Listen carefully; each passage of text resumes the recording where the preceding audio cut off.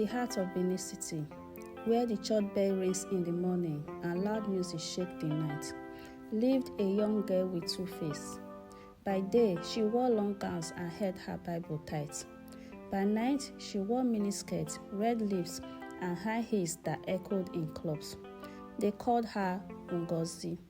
Just 24 years old, her skin was the color of sweet honey, smooth and soft.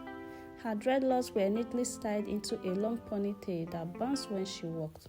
Men stared, women admired, but no one knew the full truth. She sang in church like an angel, but at night, she danced like the devil's favorite. This story is not fiction. It is a warning, because not every girl who says, "Praise the Lord," is walking with the Lord. Every Sunday, people gathered early just to hear her sing. Ngozi, just 24 years old, was the soul of Covenant Fire Assembly. With her dreadlock tied in gold thread and her angelic white gown flowing around her feet, she looked like a vision from heaven. Her voice, rich, sweet, powerful, could make grown men cry. Women tapped their children during worship, whispering, "Be like her." She led the youth department. She quoted scriptures from memory. Even Pastor Eze often said, "If I had 10 Ngozis, I could change this generation." But what no one knew was that this angel had secrets. Secrets that danced under club nights, secrets wrapped in red lipstick and short gowns. Because the girl they saw on Sunday was not the same girl who stepped out after dark. At exactly 10:30 p.m. on Sunday, another version of Ngozi was born. Gone was the long church gown. In its place, a tight black mini dress that hugged every curve. Her dreadlock fell freely now, with red highlights added just for the night. She became Queen Z, the name they knew her by in club marriage. Men stared, women whispered, bottles popped as she walked in. She didn't have to pay, they were always waiting for her. Nobody knew she had just left night vigil rehearsal. Nobody knew she had prayed with hands lifted hours before. Nobody even imagined that this slay queen was the same girl leading Sunday worship. And yet, each time she danced in the dark, her heart beat with a fear she could not explain. One night, as she danced to the heavy beat of the club, Ngozi noticed a man watching her slowly. He didn't drink, he didn't move, he just stared. His eyes followed her every move. She felt cold suddenly, like someone had poured ice water down her body. She tried to ignore it, but the man stayed. And when she left the club that night, he followed her out. Not close enough to threaten, but close enough to feel.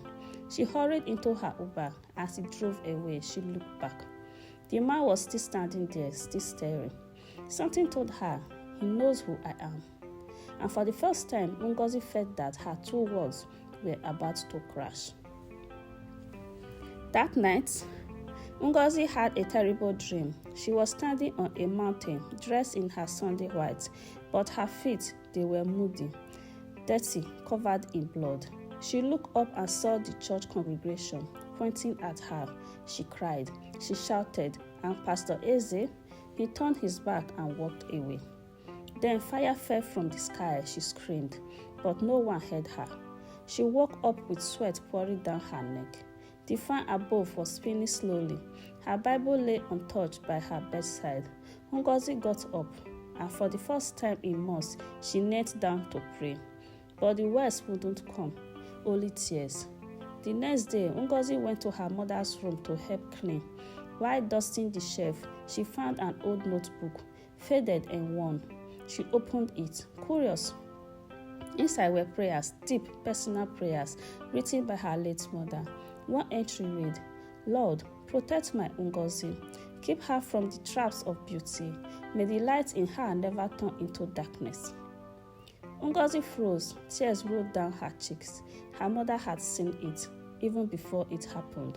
She sat on the bed and hugged the journal tight.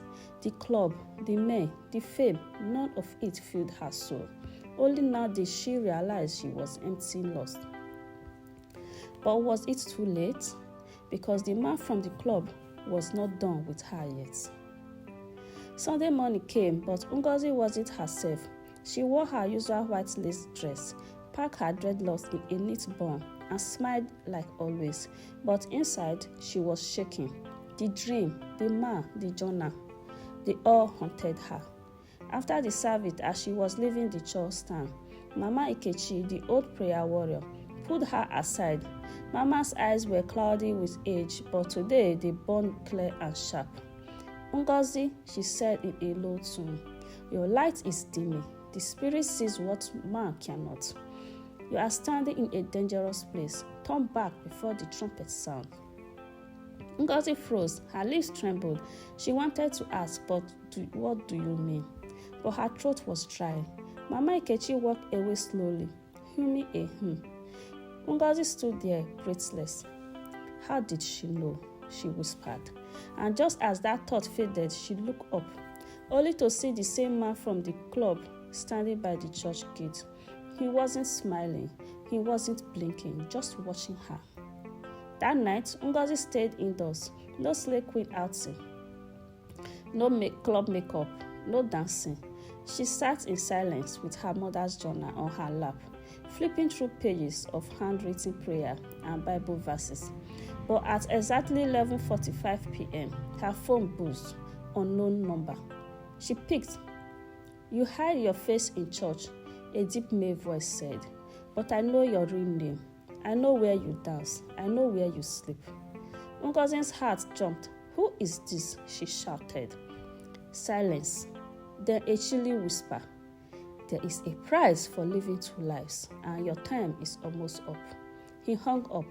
Ngozi's hands trembled as she threw the phone across the room.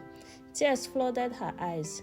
She ran to her closet, dragged out all her miniskirts, her heels, her wigs, her nightwears, everything Queen Z ever wore, and threw them into a bag. She grabbed kerosene, matches. She burned them all, but the smell of smoke could not cover the fear in her spirit. The next day, Ngozi went to see Pastor Eze privately.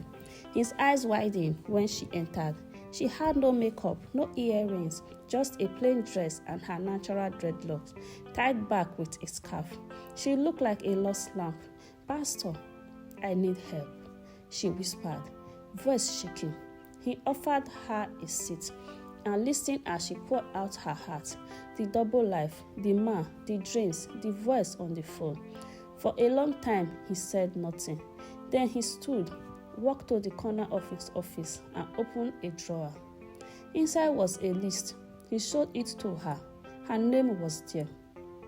The Lord showed me your face 3 weeks ago in a vision, Pastor Eze said. Your name came up during our 21-day fast, but I didn't speak because I was waiting for you to come. Ngozi broke down in tears. I want to change, she sobbed, but something is watching me. The pastor nodded solemnly. We will fast and pray, but you must cut all ties with darkness completely. Little did he know darkness had already planned its next move. That evening, after deep prayer in the church, Ngozi returned home, tired but hopeful. She stood before her bedroom mirror, wiped off the last of her lip gloss, and whispered, I'm not Queen Z anymore. I belong to Jesus. But as she turned to walk away, she heard a sound. Tap. She turned back. Nothing. She leaned closer to the mirror, and then it worked. Yes.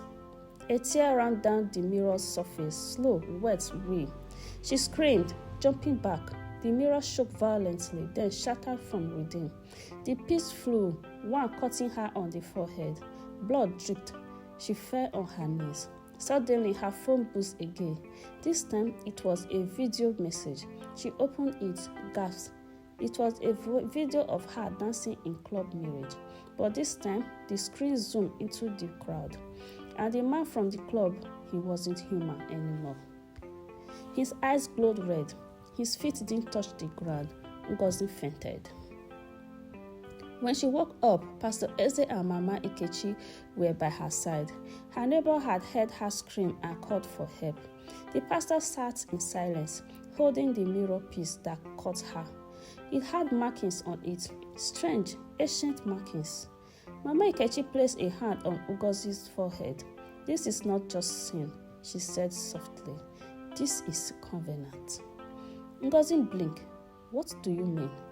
Mama Ikechi opened her bag and pulled out an old Bible. From inside, she took a photo, a blurry image from over 10 years ago. That man watching you, she whispered, he is not new. He was part of a cult, one that used beauty to bait the daughters of Zion. And once you dance for them, they mark you. Ngozi gasped.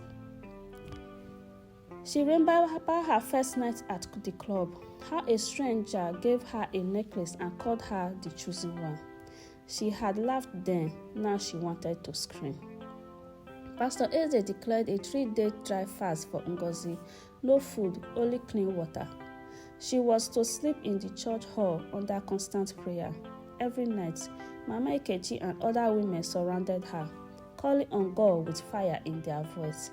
Lord, break every soul tie, every covenant from the pit of hell. We cancel it. Ngozi will not die in beauty. She will live in destiny.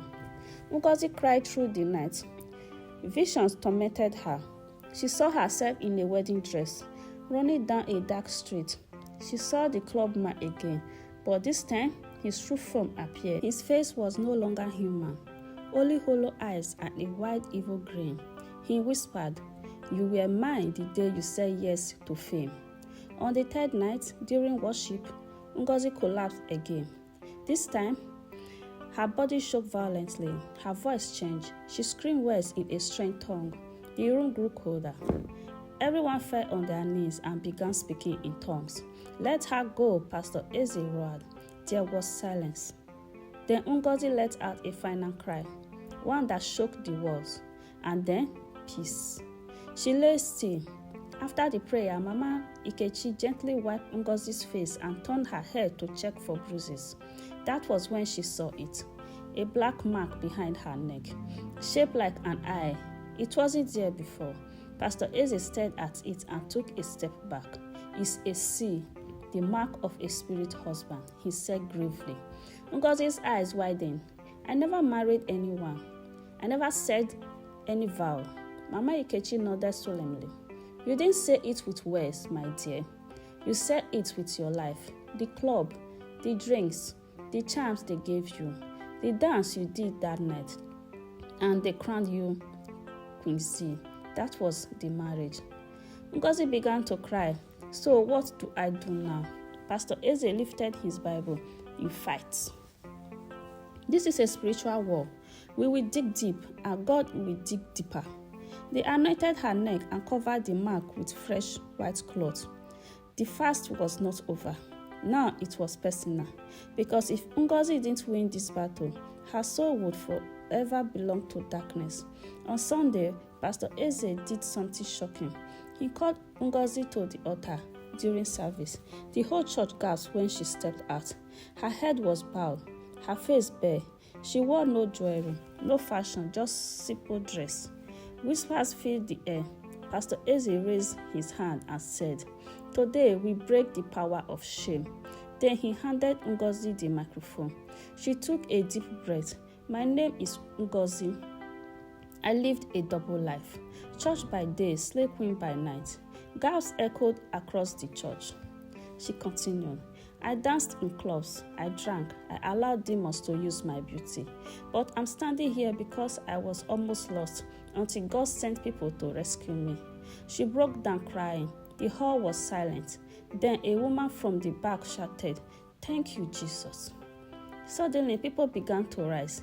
Some clapped, some cried, some came forward and laid hands on her, praying. That day, the shame turned into glory, and her confession became someone else's deliverance. Later that week, as the church celebrated Ngozi's testimony, evil plotted its final strike. Ngozi was walking home after church rehearsal when a black tinted car slowly pulled up beside her. The window rolled down. It was him. The man from the club, the man from the dreams, but now he wore a priest's robe. "I see you have chosen light," he said, smiling, but light doesn't always win. Ngozi stood frozen. "Leave me alone," she shouted. He laughed.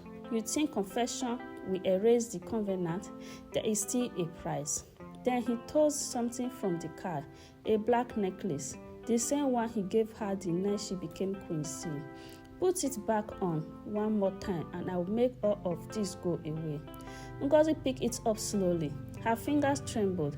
A part of her remembered the power, the attention, the money. But then she remembered the mirror, the blood, the tears.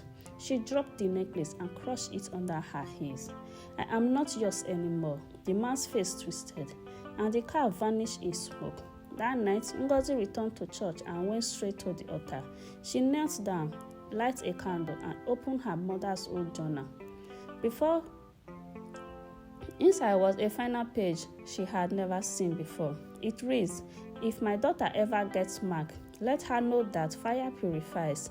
Let her dance again, but this time before the Lord." She stood up. The church was practicing. Ngozi walked in, took the mic, and began to sing. Her voice cracked at first, then it soared. Tears ran down her face.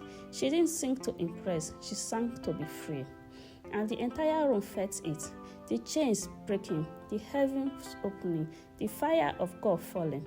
For the first time in a long time, Ngozi danced again, not in a club, not in a short dress, but in the presence of the one who truly loved her. Though Ngozi had publicly confessed and returned to God, the spirit that once claimed her wasn't ready to give up. That night, as she slept in her room, a cold wind blew in.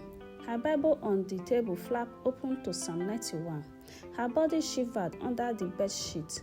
In her dream, she stood in a dark wedding hall. Candles flickered, shadows danced on the walls, and walking down the aisle towards her was the same man. This time, his face was a skull. He wore a crown made of bones. He stretched out his hand, saying, "You vow with your dance, you seal it with your lips." Ngozi fell to her knees in the dream. "I belong to Jesus now," she cried. But the ground cracked. Black chains rose from beneath, wrapping around her feet. Then suddenly from behind came a great light. A man in white, his face shining like the sun, stepped forward. "Enough," he said. He touched the chains. They melted like wax. The spirit screamed and vanished into smoke. Ngozi woke up gasping, but this time no fear, only peace. The final battle has been won. The next morning, Ngozi dressed modestly and neatly, as always, but this time there was something new about her. Her glow was no longer physical beauty. It was grace. She walked differently. Her eyes were calm. Her smile was full of peace. At church, Pastor Eze welcomed her back to the altar, but instead of singing, he handed her a new responsibility. "Ngozi, from today, you will lead our women's restoration team. Your story will be a light for others." She hesitated. "Me?" He nodded. "Who better than one who walked through the fire and came out with the testimony?" Ngozi accepted. The first woman who came to her cried for hours. Another girl who had been living a double life just like her. Ngozi held her close and whispered, "I know how it feels, but trust me, there is a way out." On a quiet Saturday night, Ngozi walked past Club Mirage with a Bible in her bag and a burden in her heart. She didn't go in. She stood across the road and began to pray, "Lord, bring out the girls who are lost like I was." As she prayed, a young girl stepped outside the club, wiping her eyes. Another followed. Soon, 3 girls stood outside, their makeup smug, their heels in their hands, broken by shame and tiredness. Ngozi crossed the road and approached them. "I used to be where you are," she said softly. They looked confused. "You?" "Yes," she replied. "They called me Queen C." The girls gasped. She smiled. "But now they call me Daughter of God." That night, she invited them to church. They came, and so began a new cycle, not of shame but of healing. Months later, Covenant Fire Assembly held a special event called the Fire Conference for Women. Ngozi was the keynote speaker. The church hall was packed. Testimonies were being shared. When she stepped up, silence fell. She looked radiant. Her dreadlocks were now shorter, wrapped in white silk. She wore a long blue gown, graceful, powerful, modest. She spoke. "I was once a girl living 2 lives. I served God with my mouth and served darkness with my body. But God pulled me out. Tears filled many eyes. She continued, "You don't have to fake holiness. You don't have to perform. God wants your heart, not your makeup, not your skirt size, but your soul." That day, over 40 women came forward to surrender their lives to Christ, and in the front row, Pastor Eze and Mama Ikechi wept, because a girl who was once lost had now become a vessel for revival. 1 year later, Ngozi walked the street of Benin with confidence, no longer hiding. She wasn't Quizzy. She wasn't just the church girl. She was now called by a new name, Ngozi the Restored. She opened a foundation for girls like her called the Double Life Foundation. Her life became a testimony across churches, schools, and even television. And each time she spoke, she ended with these words: "Beauty without purpose is a trap. I almost lost myself to the applause of men, but I found freedom in the arms of God."